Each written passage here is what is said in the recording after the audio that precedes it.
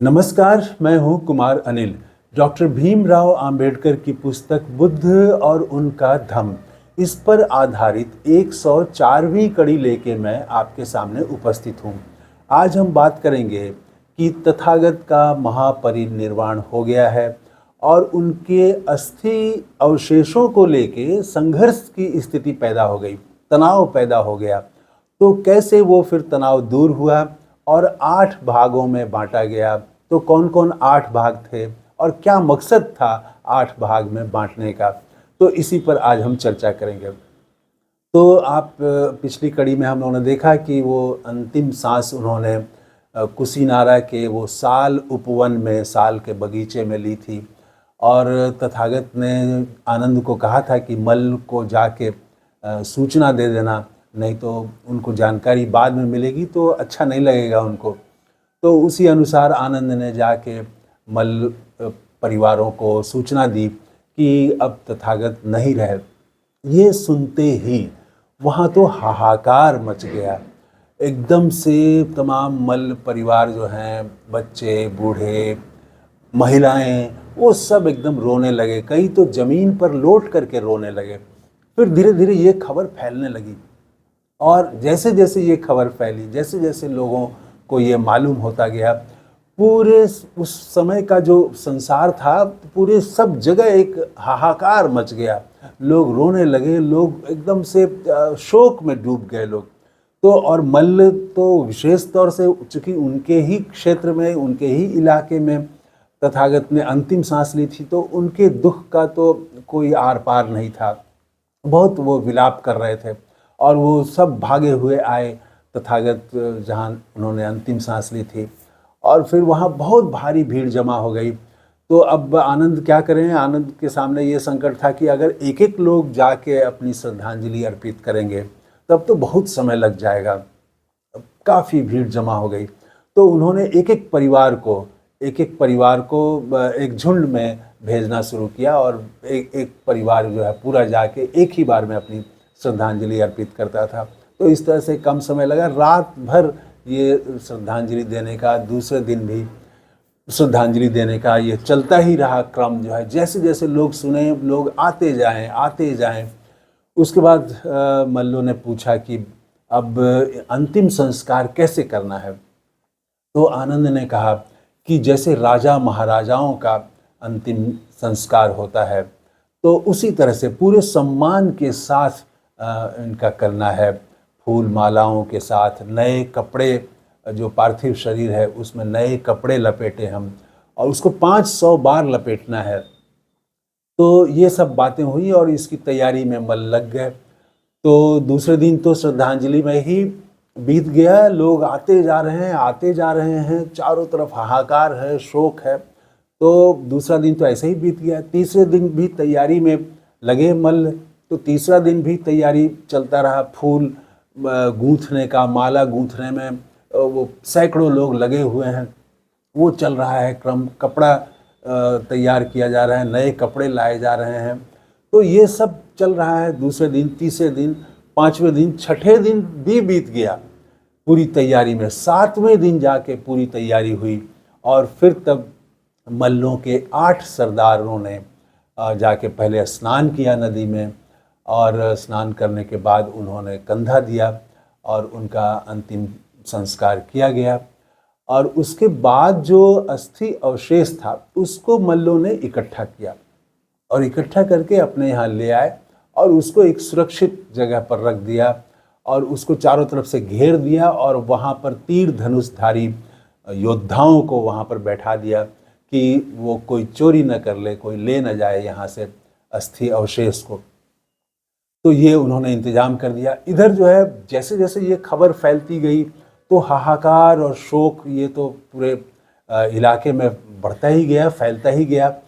और मगध के सम्राट अजातशत्रु को जब मालूम हुआ कि तथागत अब नहीं रहे, तो उसने अपना एक दूत भेजा मल्लों के पास और अनुरोध किया कि अजातशत्रु इसमें से अस्थि अवशेष में से एक छोटा अंश चाहते हैं, ताकि वो वहाँ पर मगध की राजधानी में एक बड़ा सा स्तूप बनवाएं। इस तथागत की याद में लोग आएं, तो वो स्तूप एक बनाना चाहते हैं, सुंदर और विशाल स्तूप बनाना चाहते हैं।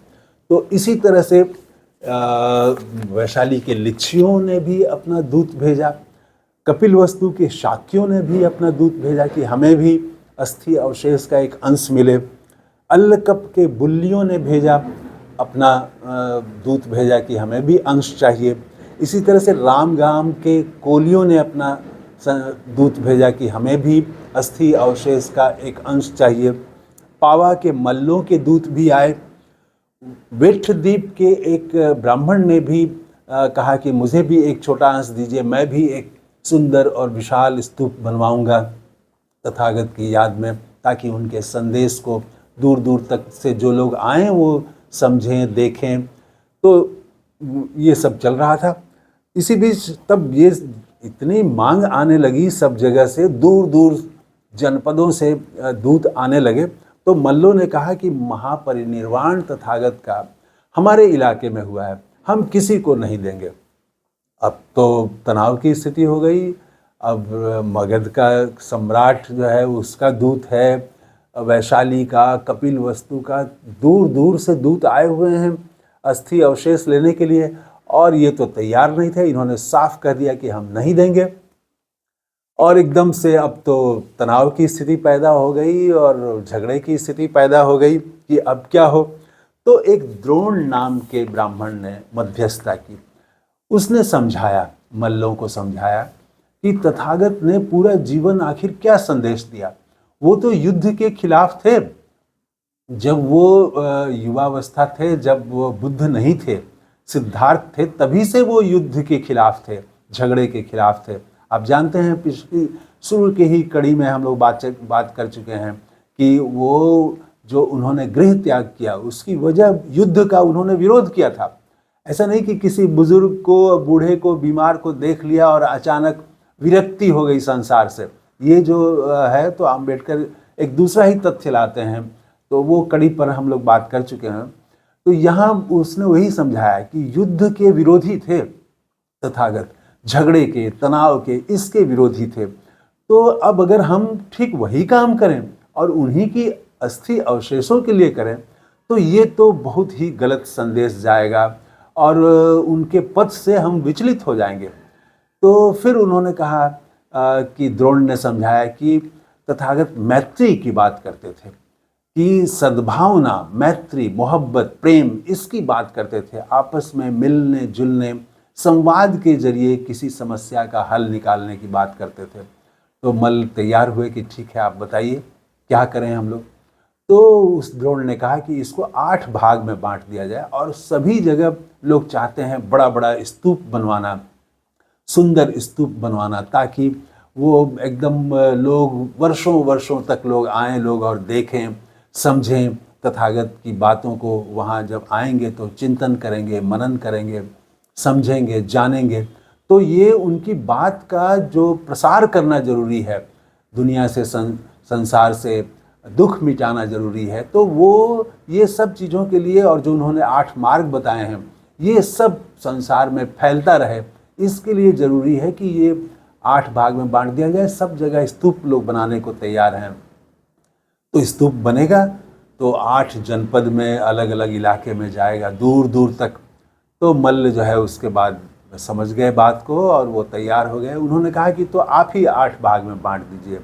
तो द्रोण ने ही 8 भाग में अस्थि अवशेषों को बांटा और उसके बाद सब जगह जो है वो अस्थि अवशेष भेजा गया। और खुद द्रोण ने वो पात्र मांग लिया जिस पात्र में अस्थि अवशेष रखा गया था। उसने कहा कि मैं भी एक स्तूप बनवाऊंगा, बड़ा सा स्तूप बनवाऊंगा।